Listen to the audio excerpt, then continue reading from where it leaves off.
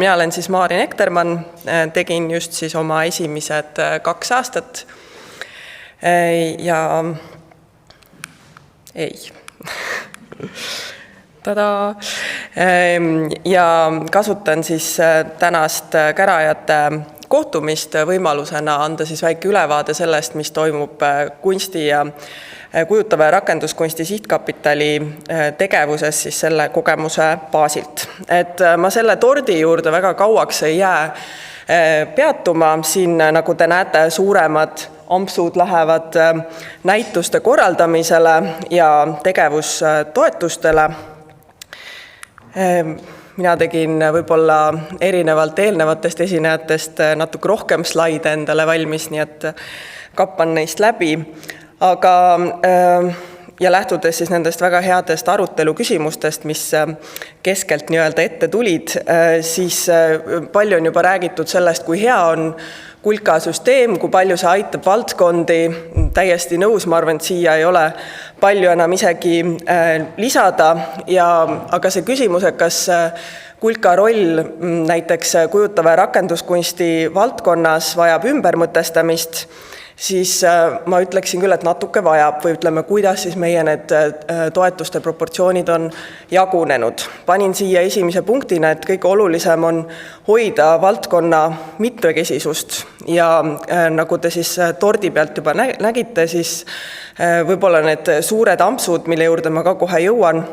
hakkavad seda mitmekesisuse hoidmist juba tugevalt mõjutama. Ja teise märksõnana panin siit kirja, et eesmärk on toetada ikkagi meie nägemuses või selle koosseisu nägemuses eelkõige tegutsevad professionaalset loovisikut, keda on siis erinevate ametite ja töökohustuste juures, aga pigem siis ikkagi seda, nagu Kertu päeva alguses mainis, seda külmetavat kunstnikku, kes enam õnneks ei külmeta, aga tuge vajab siiski. Ja teiselt poolt mitmekesisuse hoidmiseks siis ka anda võimalus nendele algatustele, organisatsioonidele, platvormidele, kellel on võib-olla siis vähem võimalust kaasata näiteks erarahastust, saada riigilt toetust, ühesõnaga, kelle jaoks Kulka ongi tegelikult nagu kõige loogilisem ja parem koht, kus siis oma tegevuse jaoks raha küsida. Ja meie suurim probleem, ma olen kasutanud siin ka dramaatilisi hüüumärke, nagu te näete, et see üks tordilõik ehk siis tegevustoetused võtavad proportsionaalselt väga suure osa ja meil oli ka, või meie koosseisul oli ka võimalus koos töötada audiitoriga, tema auditeeris meid, me selles mõttes ei töötanud koos, aga meil olid väga huvitavad arutelud selle protsessi käigus. Ja tegelikult ka audiitor siis pärast Kura sihtkapitali jälgimise lõppu tõi välja selle, et need algsed eesmärgid ehk selle valdkonna mitmekesisuse toetamine hakkab juba kannatama siis selliste suurte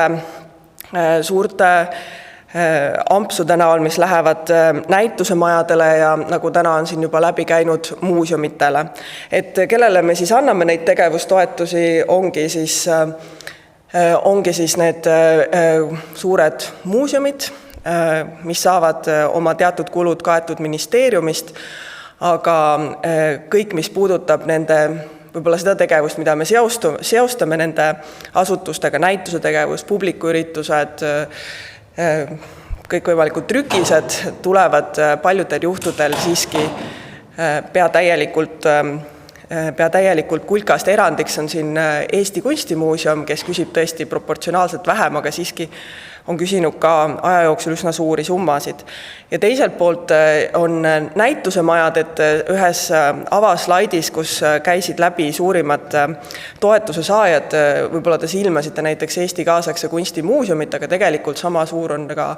või isegi suurem vist natuke on Tartu kunstimaja, aga siin tuleb ka välja see, et ühelt poolt me toetame nii maja ehk anname tegevustoetust, aga teiselt poolt kõik näitused, mis seal toimuvad, küsivad omakorda eraldi. Nii et kui me lööme näiteks Tartu kunstimaja kokku, siis statistikasse sellisel mugaval kombel ei kajastu, aga tegelikult ka nemad on koos ka Eesti Kunstnike Liidu galeriidega ühed sellised näitusemajad, mille puhul me toetame siis paljuski nii seda maja ennast kui ka siis sisu, mida seal näha saab.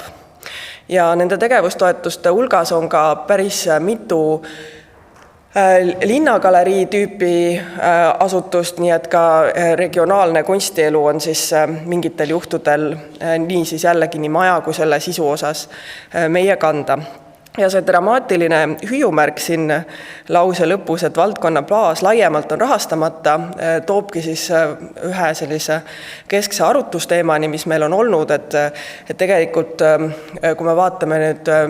avaliku raha teist otsa, ehk siis Kultuuriministeeriumit, siis muuseumid ja näitusemajad on seal eraldi sahtlites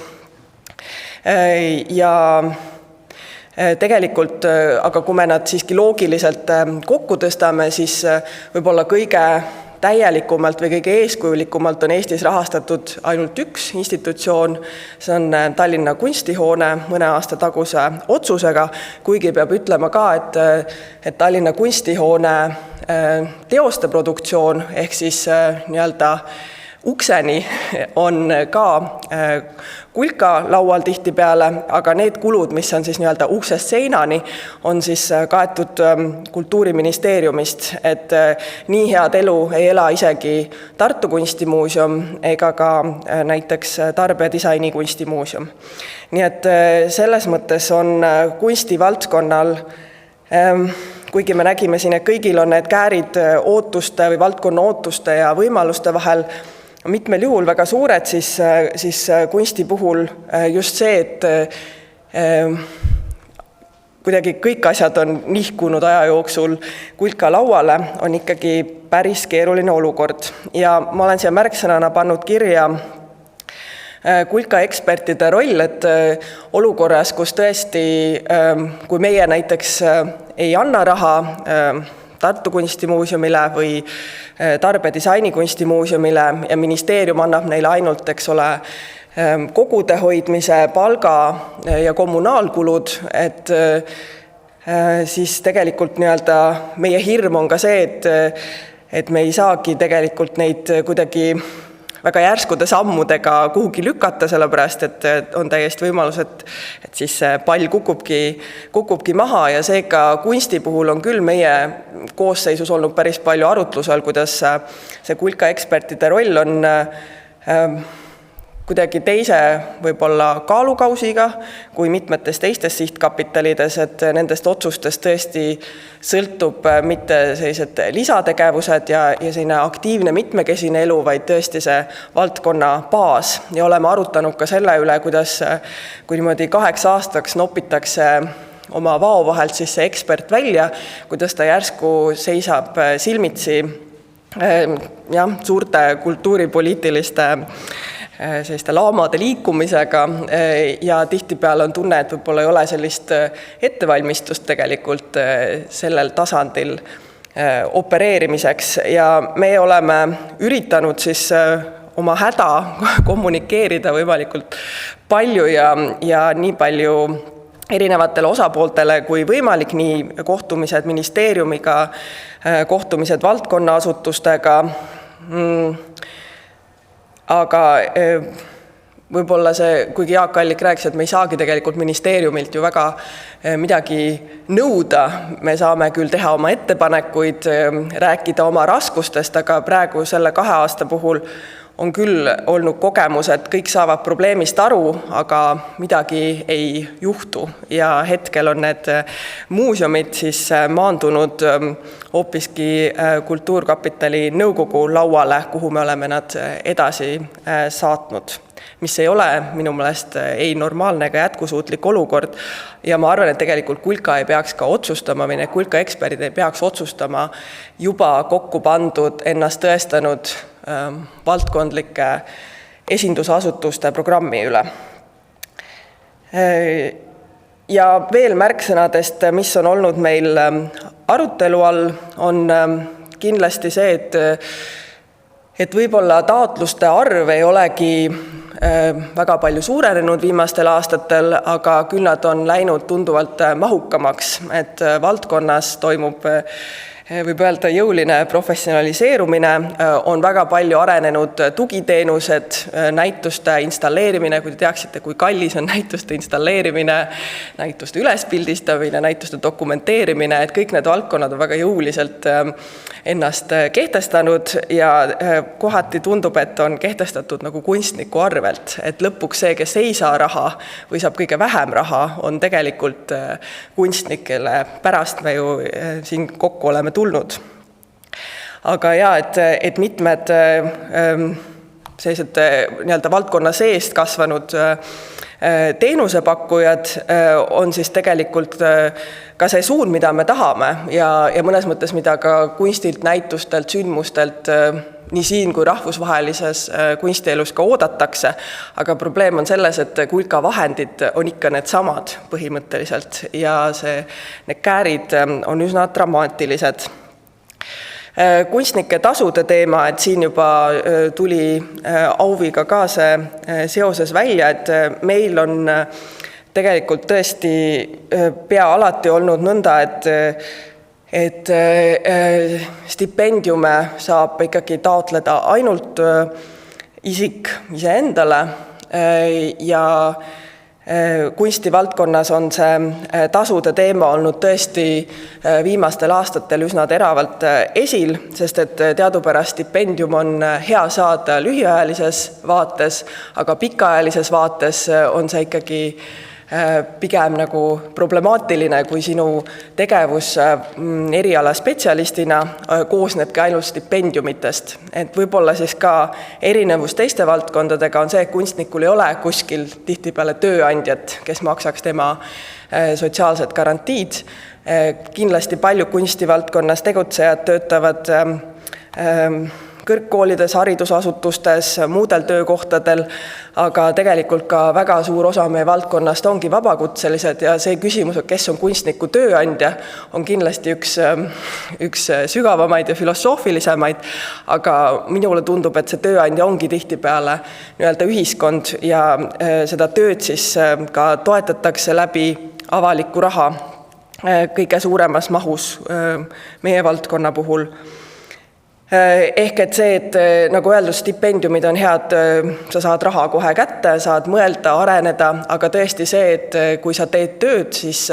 kunst on töö ja see peab olema tasustatud, sul peab olema võimalus koguda endale kas või seda piskutpensionit, sa pead saama oma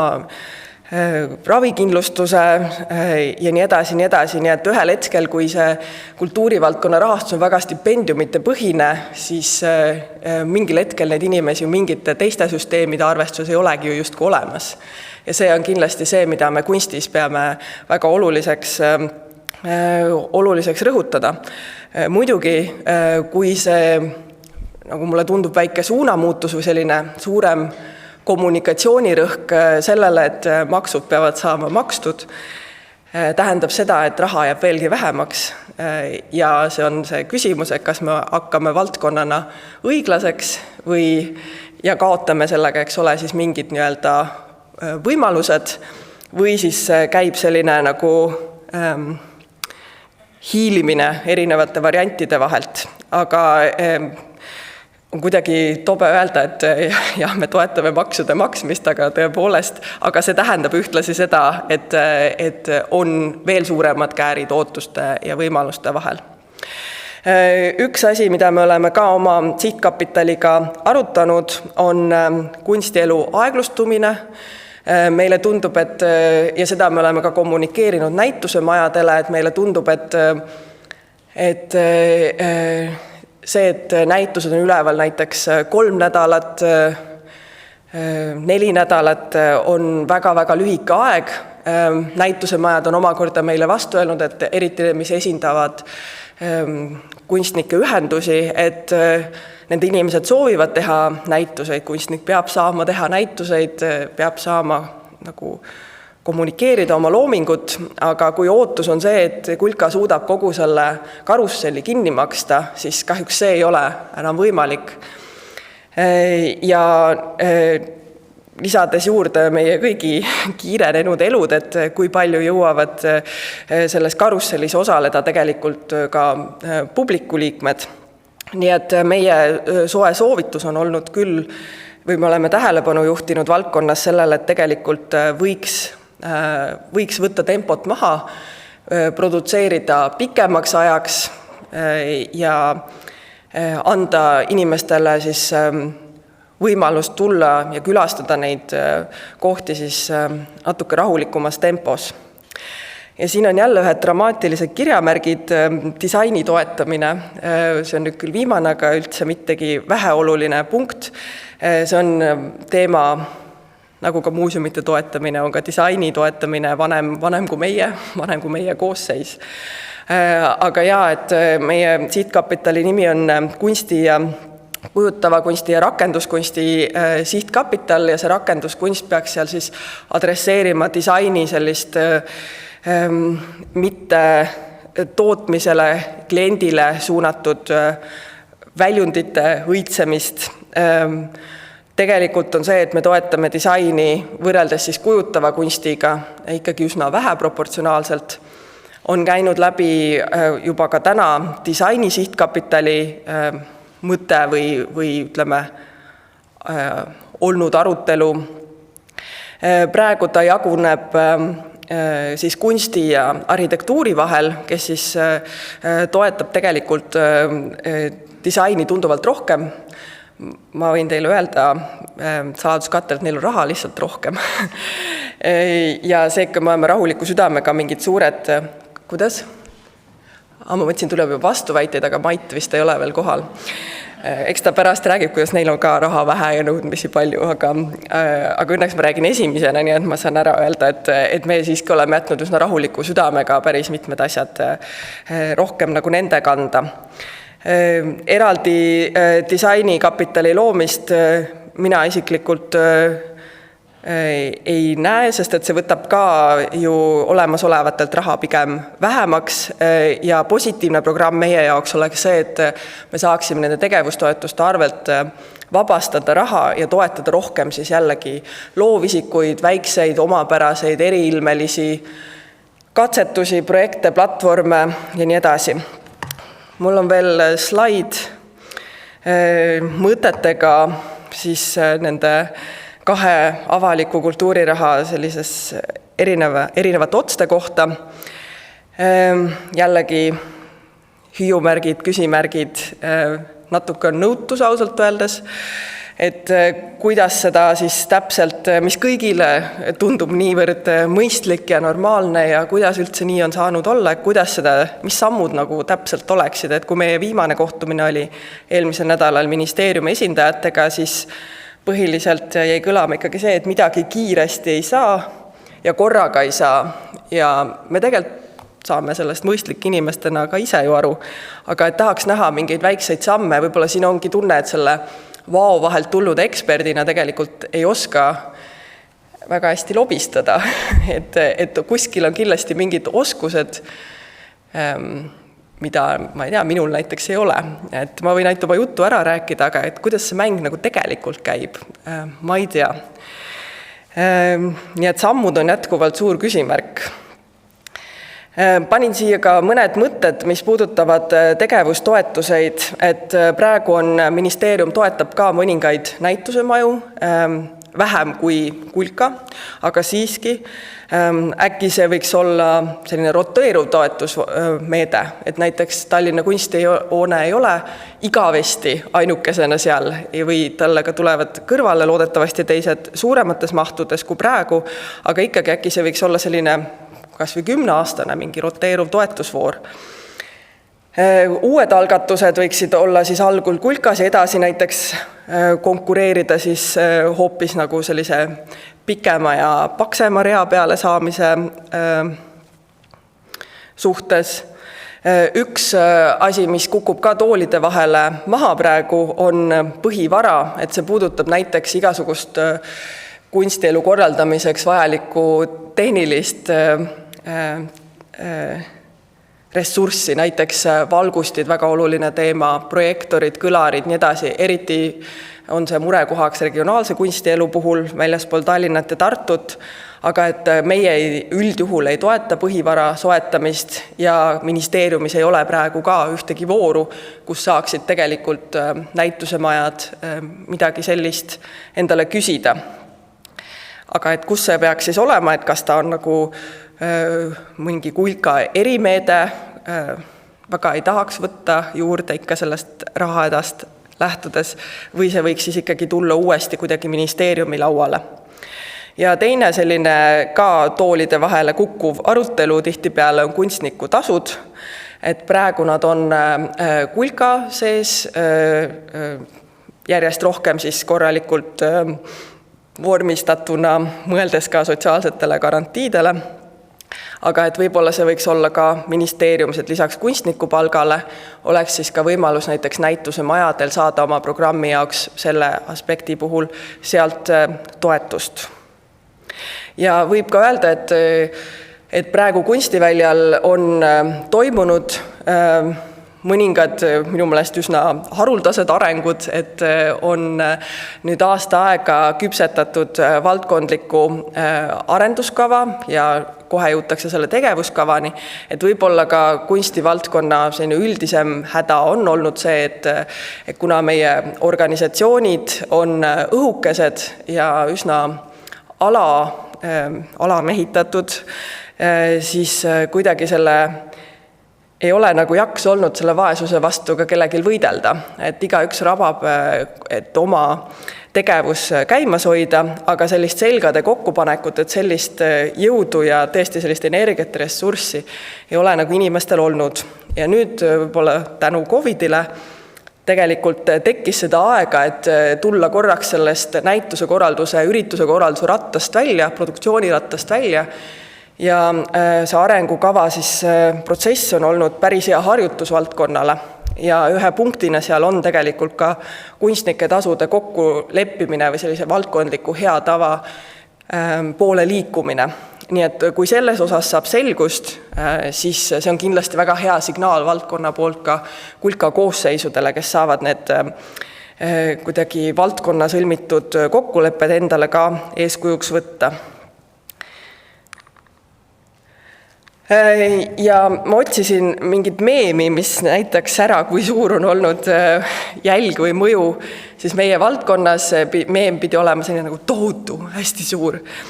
Ja siis tuli mulle meelde, et on olnud üks ebanormaalselt suur must auk, mis on seoses Tallinna kultuuripealinna projektiga rännanud ringi nii Tallinnas kui ka mitmes teises linnas, installatsioon O.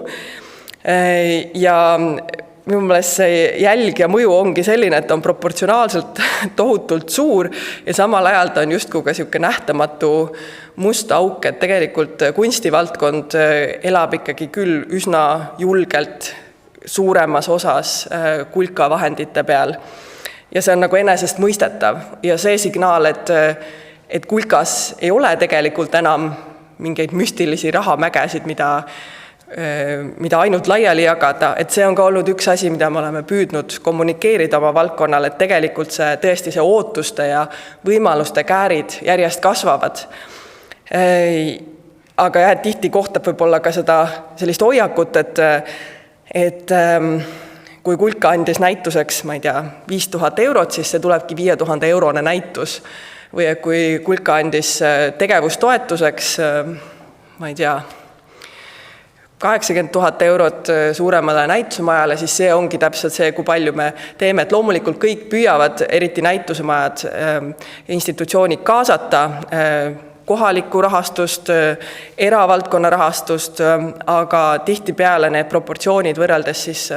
Kura sihtkapitali jagatavate summadega on ikkagi üsna teisejärgulised. Nii et selline suur kolakas keset valdkonda ta meil on. Ja kuidas saaks seda kultuurkapitali tööd paremaks muuta? Üks asi, mida me oleme ka arutanud, on see, et praegu saavad esitada kandidaate juriidilised isikud. Päris tore oleks, kui saaksid koonduda ka valdkonna liikmed ise ja ei peaks endale otsima mõnda juriidilist isikut selleks varikehaks, kelle nimelt esitada. Et tihtipeale tundubki, et sihtkapitalis istuvad institutsioonide esindajad ja jagavad raha institutsioonidele endale laiali. Ja kuigi ma ütlesin, et me tahaksime toetada rohkem üksikisikut, loovisikut tema erinevates rollides ja väikseid algatusi, siis tegelikult ka meie puhul on see organisatsiooni ja üksikisiku vastandamine tihtipeale kunstlik, sellepärast et näiteks meilt tulevad ka 3 suure muuseumi ostud ja nende vastu me ei protesteeri, sest et see raha läheb ka otse kunstnikule, aga samas, et alati peab sinna sisse vaatama, et mille jaoks ka näiteks suured muuseumid küsivad, et kui nad küsivad rohkem kunstnikule mingiteks eriprojektideks, et siis me kindlasti ei taha seda võimalust kuidagi ära jätta või ära keelustada, me ei saaks seda teha, aga me ka ei taha seda teha. Siit on juba eelnevates ettekannetes läbi käinud kogu need kulka IT-arenduste teema nii taotlejate kui ekspertide poolt vaadates. Ma usun, et see märksõna ei ole kuskilt otsast uus ega üllatav, et see kindlasti käib kulka sees edasi. Ja ühe punktina panin siia, et need taotlused, et nad jõuaksid kiiremini nii-öelda ekspertide lauale, et me saaksime hakata neid sadu taotlusi nagu läbi hekseldama. Et minu meelest meie sihtkapitali projektijuht on väga kenasti alati andnud võimaluse veel puudu olevaid dokumente lisada, aga äkki ei peagi nii armuline alati olema, et me saaks lihtsalt selle massi rutem kätte ja kui inimene ikkagi, mina näiteks ei näe kulka taotlusvormis väga suurt bürokraatiat ausalt öeldes või et see oleks taotlejale väga keeruline. Et kui ta ei suuda seda ära teha, et siis võrreldes paljude teiste toetusmeetmetega on kulka ikkagi minu arust väga lihtne ja inimlik. Ja võib-olla siis tõesti, et kui ei saa, siis küsib järgmine kord. Aga jah, et praegu me ootame päris pikalt, kuni nad täiendavad veel, antakse veel võimalusi või veel võimalusi. Ja oma sihtkapitali lõikes, mida meie proovime järgmistel edasi anda, ongi see, et see koosseisude vahel info jagamine oleks natuke põhjalikum, et kui meie koosseis võttis töö üle, meil oli ka 2 liiget eelmisest koosseisust, mis oli väga hea ja oluline sisend, aga et tegelikult me nende kogu eelmise koosseisuga nagu ei õnnestunudki kohtuda. Et seda, mis on tehtud ja teoksil, et tahaks natuke põhjalikumalt ja omalt poolt siis seekord püüame seda protsessi nagu sisukamalt korraldada. Ja samuti täna on ka läbi käinud siin juba, et erinevad sihtkapitalid võiksid rohkem oma vahel suhelda, aga samas kui need suhtlused jäävadki selle peale, et meil on vähe raha, võtke auvi näiteks kunstnikufilmid ka endale, rääkimata fotograafiast, et mis kohtumised need sellised on, eks ole, aga kindlasti meie puhul arhitektuuriga, auviga, paljudel juhul teiste projektidega, et tegelikult võiks küll olla selline kuidagi kokkusaamise, võib-olla siuke nagu speed dating siuke formaat kapitalide vahel. Ja meie omalt poolt soovitame järgmisele koosseisule kindlasti, et käia välitöödel, kohtuda valdkonna institutsioonidega, käia vaatamas kunstielu korraldajaid ise koha peal väljaspool suuri keskuseid, korraldada avalik infopäev. Meil oli ka üks Sirbi intervjuu, mis tuli valdkonna poolt ja oli minu meelest väga hea võimalus erinevaid küsimusi lahti rääkida. Ja meie hakkasime kaasa panema ka igale taotlusele seda väikest infokillukest, et kui palju raha küsiti ja kui palju meil tegelikult oli võimalus anda. Et tihti see ei ole midagi isiklikku, et me ei saanud anda, et kui me peame 1 miljoni nagu vähemaks kraapima, siis lihtsalt nii ongi.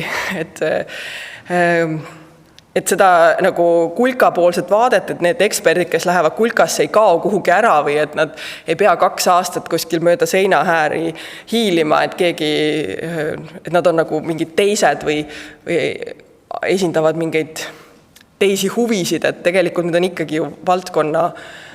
soovitatud ja kokkuvõttes ka püüavad nagu anda parimat selle valdkonna toimimise jaoks, aga et seda kääride kohta mitte seda raskust ainult ise kanda, vaid me oleme proovinud seda raskust ikkagi asetada ka uuesti valdkonna õlgadele. Tänan.